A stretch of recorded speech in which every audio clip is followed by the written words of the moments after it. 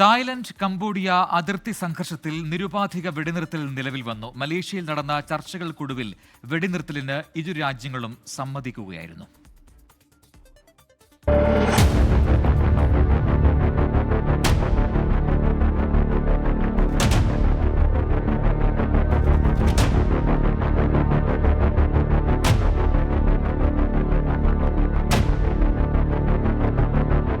കഴിഞ്ഞ 4 ദിവസങ്ങളായി തുടരുന്ന അതിർത്തി സംഘർഷം അവസാനിപ്പിക്കാൻ മലേഷ്യൻ ഭരണതലസ്ഥാനമായ പുത്രജയിൽ നടത്തിയ ചർച്ചയിൽ ധാരണയായി. തായ് ആക്ടിംഗ് പ്രധാനമന്ത്രി ഫും തോം വെച്ചായ്തായിയും കംബോഡിയൻ പ്രധാനമന്ത്രി ഹുൻ മാനറ്റും പങ്കെടുത്ത ചർച്ചകൾക്ക് നേതൃത്വം നൽകിയത് മലേഷ്യയാണ്. അടിയന്തര നിരുപാധിക കരാർ വൈകുന്നേരം 5 മണിക്ക് പ്രാബല്യത്തിലായതായി മലേഷ്യൻ പ്രധാനമന്ത്രി അൻവർ ഇബ്രാഹിം അറിയിച്ചു.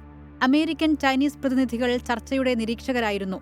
മെയ് 28-ന് തായ്ലൻഡ് അതിർത്തിയിൽ കംബോഡിയൻ സൈനികൻ കൊല്ലപ്പെട്ടതിനു ശേഷം ഉടലെടുത്ത തർക്കമാണ് കഴിഞ്ഞ 4 ദിവസങ്ങളിൽ നടന്ന ആക്രമണങ്ങൾക്ക് കാരണം. F-16 ജെറ്റുകളും ഷെല്ലുകളും ഉപയോഗിച്ച് നടത്തിയ ആക്രമണത്തിൽ 16 തായ് പൗരന്മാരും 6 കംബോഡിയൻ പൗരന്മാരും ഉൾപ്പെടെ 30-ലേറെ പേർ കൊല്ലപ്പെട്ടെന്നാണ് റിപ്പോർട്ട്.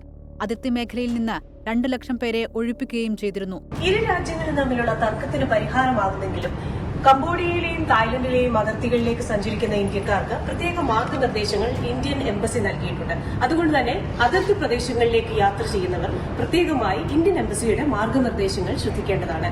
ബാങ്കോക്കിൽ നിന്നും ഡോക്ടർ സിറിൽ ജോർജിനൊപ്പം ക്രിസ്റ്റിന ചെറിയാൻ, 24. ലോകത്തെവിടെയായാലും ഏത് സമയത്തും 24 വാർത്തകളും ഓഗ്മെന്റഡ് റിയാലിറ്റി പാക്കേജുകളും എക്സ്പ്ലെയിനറുകളും വിശദമായി കാണാൻ ഞങ്ങളുടെ യൂട്യൂബ് ചാനൽ നിങ്ങൾക്ക് സബ്സ്ക്രൈബ് ചെയ്യാം.